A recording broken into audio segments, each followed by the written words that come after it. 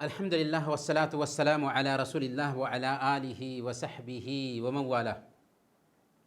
پیارے بھائیوں اور دینی بہنوں، السلام علیکم ورحمۃ اللہ وبرکاتہ۔ ہذا طریقی مائی پاتھ کے اس کلاس میں آپ سب کا سواگت ہے، اور ہم حرام چیزوں کی جانکاری حاصل کر رہے ہیں، محرمات کی جانکاری حاصل کر رہے ہیں۔ کھانے پینے میں محرمات کیا ہیں، کون کون سی چیزیں حرام ہیں، تو یہ بات جان لیجئے کہ اللہ تعالیٰ نے پاکیزہ چیزوں کو حلال ٹھہرایا ہے اور خبیث چیزوں کو حرام ٹھہرایا ہے۔ اللہ نے فرمایا اپنے نبی کا کام بتاتے ہوئے وَيُحِلُّ لَهُمُ الطَّيِّبَاتُ وَيُحَرِّمُ عَلَيْهِمُ الْخَبَائِثَ، کہ محمد صلی اللہ علیہ وسلم جو پاکیزہ چیزیں ہیں ان کو وہ حلال ٹھہراتے ہیں، اور جو خبیث چیزیں ہیں ان کو حرام ٹھہراتے ہیں۔ اور اللہ تعالیٰ نے سورہ البقرہ آیت نمبر 68 میں بیان فرمایا یا ایھا الناس کلوا مما فی الارض حلالا طیبا، کہ اے لوگو زمین میں جو حلال اور پاکیزہ چیزیں ہیں انہیں کھاؤ، ولا تتبعوا خطوات الشیطان انہ لکم عدو مبین، اور شیطان کے بتائے ہوئے راستوں پر مت چلو، بے شک وہ کھلا ہوا تمہارا دشمن ہے۔ تو اس آیت کریمہ میں اللہ رب العالمین نے پاکیزہ چیزیں کھانے کا حکم دیا ہے، اور کھانے میں جو حرام چیزیں آتی ہیں ان کو بھی اللہ تعالیٰ نے سورہ المائدہ آیت نمبر 3 میں کلیئر کر دیا ہے۔ اللہ نے فرمایا حرمت علیکم المیتۃ والدم ولحم الخنزیر وما اہل لغیر اللہ بہ والمنخنقۃ والموقوذۃ والمتردیۃ والنطیحۃ وما اکل السبع الا ما ذکیتم وما ذبح علی النصب، کہ تم پر حرام کیا گیا ہے۔ کیا کیا حرام کیا گیا؟ مردار، خون، سور کا گوشت، وہ جانور جو اللہ کے علاوہ کسی اور کے نام پر ذبح کیا گیا ہو، وہ جانور جو گلا گھٹ کر کے مر گیا ہو، یا چوٹ کھا کر کے مر گیا ہو، یا بلندی سے گر کر کے مر گیا ہو، یا ٹکر کھا کر کے مر گیا ہو، یا کسی درندے نے اسے کاٹ کھایا ہو، پھاڑ دیا ہو، سوائے اس کے کہ تم نے زندہ پا کر اسے ذبح کر لیا۔ درندے نے مارا لیکن زندہ تھا، ذبح کر لیا تو حلال ہے۔ اور جو کسی آستانے پر ذبح کیا گیا ہو، تو یہ چیزیں سب کی سب ایک مسلمان کے لیے حرام ہیں۔ اس آیت کی روشنی میں حرام چیزیں کیا کیا ہوئیں؟ سب سے پہلے نمبر پر مردار، اور مردار کی بھی کئی شکلیں پائی جاتی ہیں جن کی طرف اس آیت میں اشارہ بھی کیا گیا، جیسے گلا گھٹ کر کے مرنے والا جانور، یا چوٹ کھا کر مرنے والا جانور، یا بلندی سے گر کر یا ٹکر کھا کر، یا کسی درندے نے اس کو پھاڑ دیا ہو، تو یہ سارے جانور مردار ہوتے ہیں۔ یعنی اگر شرعی طریقے سے جانور کو ذبح نہ کیا گیا ہو اور اپنی موت بھی مر جائے تو وہ جانور بھی مردار ہے، اسے کھانا جائز نہیں ہوگا۔ دوسرے نمبر پر خون، خون بھی حرام ہے، اور سور کا گوشت بھی حرام ہے۔ اسی طرح جسے غیر اللہ کے نام پر ذبح کیا گیا ہو، یا جس پر اللہ کا نام نہ لیا گیا ہو، یہ بھی حرام ہے۔ غیر اللہ کا نام لیا گیا ہو یہ بھی حرام ہے۔ اور پینے میں جو حرام چیزیں ہیں ان کو بھی ہم جان لیتے ہیں۔ شراب کسے کہتے ہیں؟ شراب ہر وہ چیز ہے جو نشہ لائے اور عقل کو زائل کر دے، عقل کو ختم کر دے، جیسے ڈرگس ہیں اور ہر قسم کے بھانگ اور دوسری نشہ لانے والی چیزیں۔ جو بھی چیز نشہ لاتی ہے اور عقل کو ختم کر دیتی ہے اس کو ہم شراب کہیں گے۔ اور شراب کے بارے میں کیا وعید آئی ہے؟ سنن ترمذی کی روایت ہے، حضرت جابر رضی اللہ تعالیٰ عنہ بیان فرماتے ہیں کہ لعن رسول اللہ صلی اللہ علیہ وسلم فی الخمر عشرہ، اللہ کے رسول صلی اللہ علیہ وسلم نے شراب کی وجہ سے 10 آدمیوں پہ لعنت بھیجی. اور 10 آدمی کون کون سے ہیں؟ اللہ کے نبی صلی اللہ علیہ وسلم نے فرمایا عاصرہا ومعتصرہا وشاربہا وحاملہا والمحمولۃ الیہ وساقیہا وبائعہا وآکل ثمنہا والمشتری لہا والمشترات لہ. یعنی اس کے نچوڑنے والے پر، اس کے پینے والے پر، اس کے لے جانے والے پر، اس کے لیے منگوانے والے پر، جس کے لیے لے جائی جائے اس پر بھی لعنت بھیجا، اس کے پلانے والے پر، اس کے بیچنے والے پر، اس کی قیمت کھانے والے پر، اس کو خریدنے والے پر، اور جس کے لیے خریدی گئی ہو اس پر. گویا کہ 10 لوگ ہیں شراب سے تعلق رکھنے والے، ان سب پر اللہ کے نبی صلی اللہ علیہ وسلم کی لعنت ہے. حالانکہ وہ نبی رحمت للعالمین بنا کر بھیجے گئے تھے، پھر بھی شراب میں جو لوگ بھی ساتھ دیتے ہیں سب کے سب لعنتی ٹھہرتے ہیں. لباس کے سلسلے میں جو محرمات ہیں وہ کیا ہیں؟ تو اللہ تعالیٰ نے سورہ الاعراف آیت نمبر 32 میں بیان فرمایا قل من حرم زینت اللہ التی اخرج لعبادہ والطیبات من الرزق. اے محمد صلی اللہ علیہ وسلم آپ بتا دیجئے، فرما دیجئے کہ کہو کس نے اللہ کی اس زینت کو حرام ٹھہرایا جسے اللہ نے اپنے بندوں کے لیے نکالا تھا، اور کس نے اللہ کی جو بخشی ہوئی پاک چیزیں ہیں ان کو منع ٹھہرایا ہے. تو اللہ تعالیٰ نے جو پاکیزہ چیزیں حلال کی ہیں وہ حلال ہیں، اور جو چیزیں زینت کی حلال ہیں وہ حلال ہیں. اسلام کی نظر میں لباس کا 2 مقصد ہوتا ہے، اسے بھی جان لینا چاہیے. سب سے پہلے ستر چھپانا، اور دوسرے نمبر پر زینت اختیار کرنا. تو اب سوال یہ ہے کہ لباس میں حرام شکلیں کہاں پہ آ جاتی ہیں؟ تو جیسے ایک آدمی اگر سونا پہنتا ہے تو مردوں کے لیے سونا پہننا حرام ہے. اسی طریقے سے خالص ریشم پہننا مردوں کے لیے حرام ہے. اسی طرح سے مردوں کے لیے عورتوں کا لباس پہننا بھی حرام ہے. اور عورتوں پر لباس میں حرام کیا چیزیں ہیں؟ پہلے نمبر پر ایک کہ ایمان والی عورت ایسا تنگ لباس پہنے جس سے جسم ظاہر ہو رہا ہو. صحیح مسلم کی روایت میں اللہ کے نبی صلی اللہ علیہ وسلم نے فرمایا وَنِسَاءٌ کاسیاتٌ عاریاتٌ مائلاتٌ مُمِلاتٌ. ایسی عورتیں ہوں گی جو پہنی بھی ہوں گی، ننگی بھی ہوں گی، مائل ہونے والی ہوں گی، مائل کرنے والی ہوں گی. تو اس سے پتہ یہ چلتا ہے کہ ایسا لباس یوز کرنا جس سے جسم کے آکار ظاہر ہوں ایک مومن عورت کے لیے جائز نہیں ہے. دوسرے نمبر پر مردوں کا لباس پہننا بھی حرام ہے. اللہ کے نبی صلی اللہ علیہ وسلم نے ارشاد فرمایا کہ اللہ کی لعنت ہے اس آدمی پر جو عورت کا لباس پہنتا ہے، اور اللہ کی لعنت ہے اس عورت پر جو مرد کا لباس پہنتی ہے.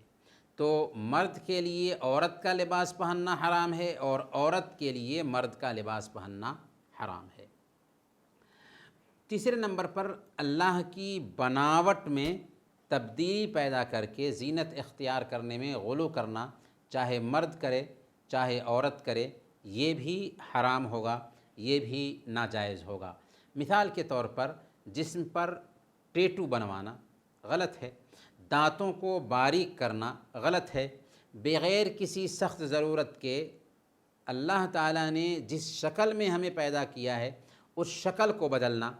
ہاں، اس بات کی گنجائش ضرور ہے کہ اگر چہرہ جل گیا ہو یا کسی طریقے سے بد شکل دکھائی دے رہا ہو تو اس جلی ہوئی بد شکلی کو ختم کرنے کے لیے اگر نئے طریقے سے کچھ آپریشن کرایا جا رہا ہے تو اس بات کی گنجائش پائی جاتی ہے.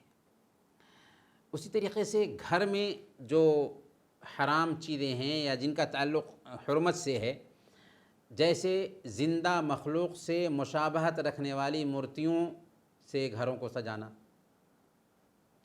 یعنی جاندار کی تصویریں گھروں میں رکھنا، یا انسان یا جانور کی مورتیاں گھروں میں رکھنا، یہ کیا ہے؟ یہ ناجائز ہے، حرام ہے۔ صحیح بخاری اور صحیح مسلم کی روایت ہے، اللہ کے نبی صلی اللہ علیہ وسلم نے ارشاد فرمایا، لا تدخل الملائکۃ بیتا فیہ تماثیل او تصاویر، ایسے گھر میں فرشتے داخل نہیں ہوتے جس میں مورتیاں ہوں یا تصویریں ہوں۔ تو اگر ہم اپنے گھروں میں تصویریں لٹکا کر کے رکھتے ہیں تو فرشتے اس گھر میں داخل نہیں ہوتے، اور رحمت کے فرشتوں کا ہمارے گھروں میں داخل ہونا ضروری ہے، اسی لیے اپنے گھروں میں تصویریں یا مورتیاں نہیں رکھنی چاہیے۔ دوسرے نمبر پر سونے چاندی کے برتن میں کھانا پینا بھی حرام ہے، ناجائز ہے۔ اللہ کے نبی صلی اللہ علیہ وسلم نے بیان فرمایا، لا تشربوا فی آنیۃ الذہب والفضہ ولا تاکلوا فی صحافہا، کہ سونے اور چاندی کے برتنوں میں مت کھاؤ پیو، کیونکہ یہ تمہارے لیے آخرت میں ہیں اور ان کے لیے دنیا میں ہیں، یعنی کافروں کے لیے دنیا میں ہیں، تمہارے لیے آخرت میں ہیں۔ اسی طریقے سے کتا پالنا بھی حرام ہے۔ اللہ کے نبی صلی اللہ علیہ وسلم نے ارشاد فرمایا، من اقتنى کلبا الا کلب ماشیۃ او صید او زرع انتقص من اجرہ کل یوم قیراط، کہ جس کسی نے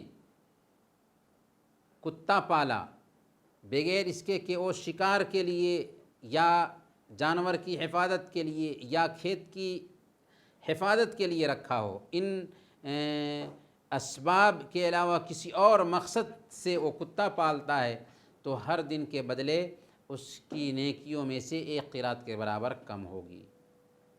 تو گویا کہ کتا پالنا حرام ہے۔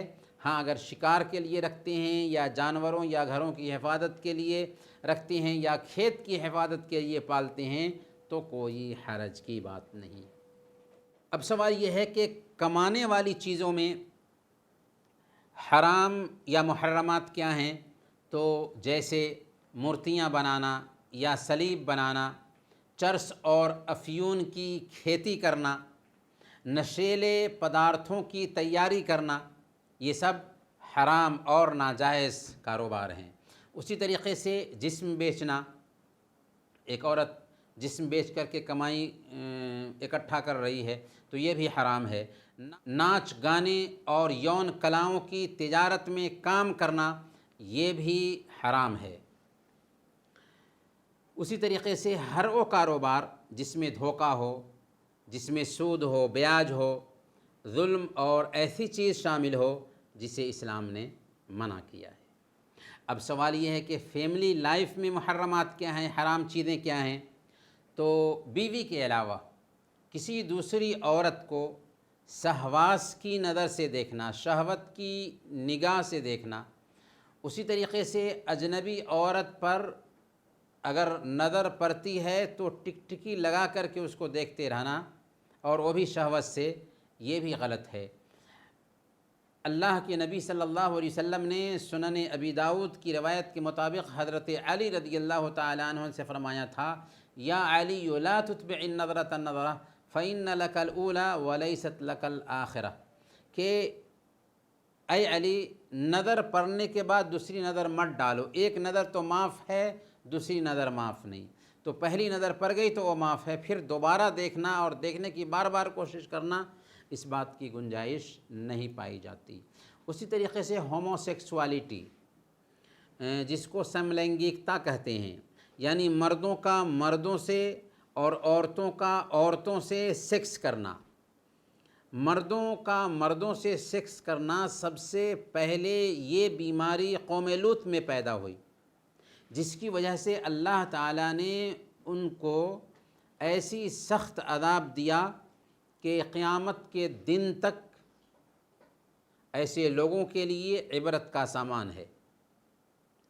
یہ عمل اگر ہم غور کریں تو جانور بھی نہیں کرتا، لیکن انسان آج کی سانسکرتک دنیا میں بھی کرتا ہے اور اس پر گرو محسوس کرتا ہے۔ اللہ تعالیٰ نے سورہ النمل آیت نمبر 55 میں بیان فرمایا اِنَّكُمْ لَتَأْتُونَ الرِّجَالَ شَهْوَةً مِّن دُونِ النِّسَاءِ بَلْ أَنْتُمْ قَوْمٌ تَجْهَلُونَ۔ یہ کیا بات ہے کہ تم عورتوں کو چھوڑ کر مردوں کے پاس شہوت سے آتے ہو؟ حق بات یہ ہے کہ تم جاہل قوم ہو، نادان قوم ہو۔ حضرت لوط علیہ السلام کی قوم میں جب یہ بیماری آئی تو اللہ تعالیٰ نے ان کو کیا سزا دیا تھا؟ لوط علیہ السلام کی قوم کو جس کے اندر لواطت کی بیماری آ گئی تھی، مردوں سے وہ خواہش پوری کرتے تھے، اللہ تعالیٰ نے ان کی آنکھیں اچک لی، ان کی بستی کو الٹ دیا، اوپر کا حصہ نیچے اور نیچے کا حصہ اوپر کر دیا اور زوردار ان کے اوپر پتھر برسایا۔ اسی طریقے سے فیملی لائف میں جو محرمات ہیں وہ یہ ہے کہ بیوی کے پاخانہ کے راستے میں سیکس کرنا۔ اللہ تعالیٰ حق بات سے نہیں شرماتا، اسی لیے یہ باتیں کلیئر ہونی چاہیے۔ سنن ابی داؤد کی روایت ہے، اللہ کے نبی صلی اللہ علیہ وسلم نے بیان فرمایا ملعون من اتا امرأۃ فی دبرہا، وہ انسان ملعون ہے، وہ انسان شاپت ہے جو اپنی بیوی کے پیچھے کے راستے میں سہواس کرتا ہے۔ اسی طریقے سے حیض یا نفاس کی حالت میں اپنی پتنی سے سمبھوگ کرنا، اپنی ضرورت پوری کرنا۔ اللہ تعالیٰ نے بیان فرمایا حیض کے بارے میں وَيَسْأَلُونَكَ عَنِ الْمَحِيضِ، آپ سے لوگ پوچھتے ہیں کہ حیض کا کیا حکم ہے؟ قُلْ هُوَ أَذًى، آپ فرما دیجئے کہ وہ ایک گندگی کی حالت ہے۔ فَاعْتَزِلُوا النِّسَاءَ فِي الْمَحِيضِ، اس حالت میں عورتوں سے الگ رہو، وَلَا تَقْرَبُوهُنَّ، اور ان کے قریب نہ جاؤ، حَتَّى يَطْهُرْنَ، یہاں تک کہ وہ پاک صاف نہ ہو جائیں۔ تو گویا کہ حیض کی حالت میں جمع کرنا بھی حرام ہے، ناجائز ہے۔ فیملی لائف میں جو حرام چیزیں ہیں ان میں سے ایک یہ بھی ہے کہ شوہر بیوی کا ایک دوسرے کے ویواہک تعلق کا جو راز ہے اس کو کھول دینا یا دوسروں سے اسے شیئر کرنا۔ یہ بھی گندی عادت ہے کہ شوہر بیوی ایک دوسرے کے لیے راز ہوتے ہیں، ایک دوسرے کے لیے لباس ہوتے ہیں، اس کیفیت کو دوسروں سے شیئر کرنا، دوسروں سے بیان کرنا نہایت گندی حرکت ہے اور اسلام اسے حرام ٹھہراتا ہے۔ صحیح مسلم کی روایت ہے، اللہ کے نبی صلی اللہ علیہ وسلم نے ارشاد فرمایا ان من اشر الناس عند اللہ منزلۃ یوم القیامہ الرجل یفضی الی امرأته وتفضی الیہ ثم ینشر سرها، کہ کل قیامت کے دن اللہ کی نظر میں سب سے بدتر انسان مرتبہ کے اعتبار سے وہ ہوگا کہ وہ آدمی اپنی بیوی کے پاس آتا ہے اور اس کی بیوی اس کے پاس آتی ہے اور پھر اس کے راز کو وہ کھول دیتا ہے۔ تو شوہر بیوی کے تعلق کو دوسروں سے شیئر کرنا نہایت گھٹیا عادت ہے اور اسلام میں یہ کام حرام ہے۔ اسی طرح شوہر کی نہ ماننا، اگر اس کی بات نہیں مانی جاتی ہے تو یہ بھی حرام ہے، اور ایک بیوی کے لیے ضروری ہے کہ وہ شوہر کی بات مانے اگر شوہر شریعت کے خلاف نہ جا رہا ہو تو۔ اگر شوہر شریعت کے خلاف کوئی حکم دیتا ہے تو قطعاً اس کی بات نہیں مانی جائے گی، کیونکہ حدیث ہے لا طاعۃ لمخلوق فی معصیۃ الخالق، کہ اللہ کی نافرمانی میں مخلوق کی اطاعت جائز نہیں اگرچہ شوہر کیوں نہ ہو۔ لیکن اگر حلال کام کے لیے ایک شوہر بول رہا ہے اور بیوی نہیں مانتی ہے تو ایسا کرنا اس کے لیے حلال نہیں، الا یہ کہ وہ معذور ہو، عذر کی حالت میں ہو۔ صحیح بخاری اور صحیح مسلم کی روایت ہے، اللہ کے نبی صلی اللہ علیہ وسلم ارشاد فرماتے ہیں اذا دعا الرجل امرأته الى فراشه فابت فبات غضبان علیها لعنتها الملائکة حتى تصبح، کہ جب ایک آدمی اپنی بیوی کو اپنے بستر پر بلاتا ہے اور بیوی انکار کرتی ہے اور اسی حالت میں اس کا شوہر رات گزارتا ہے تو صبح تک فرشتے اس کے اوپر لعنت بھیج رہے ہوتے ہیں۔ تو ایک عورت کو چاہیے کہ اگر شوہر کسی جائز کام کے لیے بلا رہا ہے جس میں شریعت کی نافرمانی نہیں ہے تو اس کی بات مانے، الا یہ کہ وہ عذر سے ہو۔ شوہر کی اجازت کے بغیر بیوی کا گھر سے نکلنا اور اس کے گھر میں یعنی شوہر کے گھر میں کسی ایسے آدمی کو داخل کرنا جسے شوہر پسند نہ کرتا ہو، یہ بھی حرام ہے، یہ بھی ناجائز ہے۔ اللہ کے نبی صلی اللہ علیہ وسلم نے صحیح بخاری اور صحیح مسلم کی روایت کے مطابق بیان فرمایا وَلَا تَأْذَنْ فِي بَيْتِهِ إِلَّا بِإِذْنِهِ کہ ایک بیوی اپنے گھر میں ایسے ہی انسان کو آنے کی اجازت دے جسے اس کا شوہر آنے کی اجازت دے رہا ہو۔ محرمات میں سے ایک یہ بھی ہے کہ اجنبی مرد اور اجنبی عورت ایک ساتھ اکٹھا ہوں، یعنی ایک ہی جگہ پر اجنبی مرد اور اجنبی عورت جمع ہوں، تنہائی میں ہوں، تو یہ غلط ہے، حرام ہے۔ صحیح بخاری اور صحیح مسلم کی روایت ہے، اللہ کے نبی صلی اللہ علیہ وسلم نے ارشاد فرمایا ایاکم والدخول علی النساء، عورتوں کے پاس داخل ہونے سے بچو۔ ایک انصاری صحابی نے پوچھا ارائیت الحم و یا رسول اللہ، اے اللہ کے نبی صلی اللہ علیہ وسلم دیور کا کیا حکم ہے؟ اور دیور کون ہے؟ یعنی شوہر کے بھائی کو دیور کہیں گے۔ اللہ کے نبی صلی اللہ علیہ وسلم نے بیان فرمایا، جب پوچھا گیا تھا کہ ارائیت الحم کہ دیور کا کیا حکم ہے، تو آپ نے فرمایا الحم والموت، دیور تو موت ہے۔ ماں باپ سے تعلق رکھنے والی جو محرمات ہیں ان میں سے ایک یہ ہے کہ باپ کے لیے جائز نہیں ہے کہ وہ اپنے بیٹے کے نسب کا انکار کرے۔ اگر اس کے گھر میں بچہ پیدا ہوا ہے تو وہ بچہ اسی کا ہوگا۔ صحیح بخاری اور صحیح مسلم کی روایت ہے، اللہ کے نبی صلی اللہ علیہ وسلم نے ارشاد فرمایا الولد للفراش، بچہ بستر والے کی طرف منسوب ہوتا ہے۔ اسی طریقے سے کسی مسلمان کے لیے جائز نہیں ہے کہ وہ اپنے باپ کے علاوہ کسی اور کی طرف اپنی نسبت کرے۔ نہ تو باپ کے لیے جائز ہے کہ بچے سے اپنے نسب کا انکار کرے، اور نہ ہی بیٹے کے لیے جائز ہے کہ اپنے باپ کے علاوہ کسی اور کی طرف نسبت کرے۔ صحیح بخاری اور صحیح مسلم کی روایت ہے، اللہ کے نبی صلی اللہ علیہ وسلم نے ارشاد فرمایا لیس من رجل ادعا لغیر ابیہ وہو یعلمہ الا کفر، جس آدمی نے اپنے باپ کے علاوہ کسی اور کی طرف اپنی نسبت کی، اس نے کفر کا کام کیا، جان بوجھ کر کے اگر اس نے ایسا کیا ہے تو۔ گویا کہ ایک آدمی کے لیے جائز نہیں ہے کہ اپنے باپ کے علاوہ کسی دوسرے کی طرف نسبت کرے۔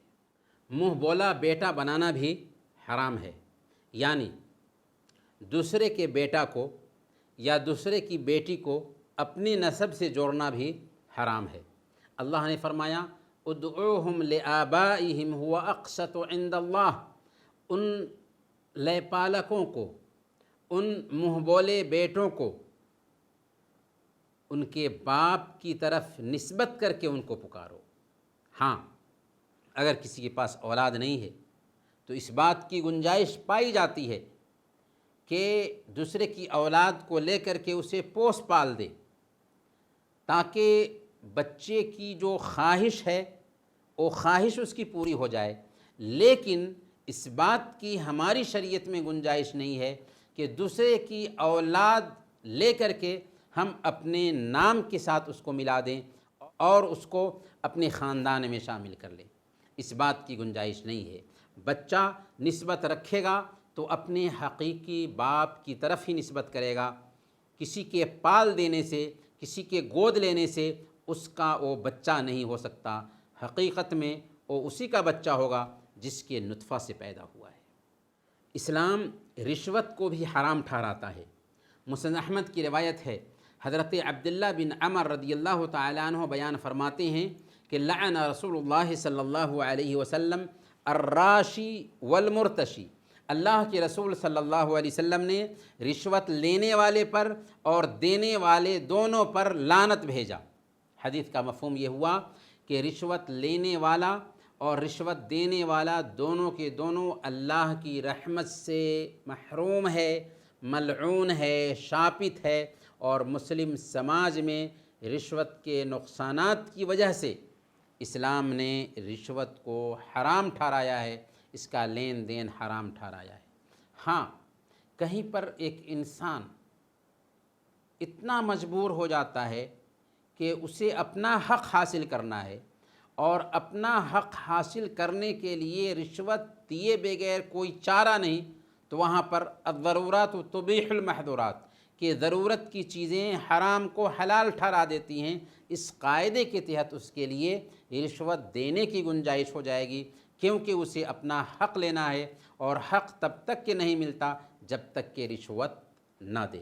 انہی چند باتوں کے ساتھ آج کا سبق ہم ختم کرتے ہیں، اگلے سبق میں پھر ملیں گے، تب تک کے لیے اجازت دیجیے۔ وصلی اللہم علی نبینا محمد وعلی آلہ وصحبہ اجمعین۔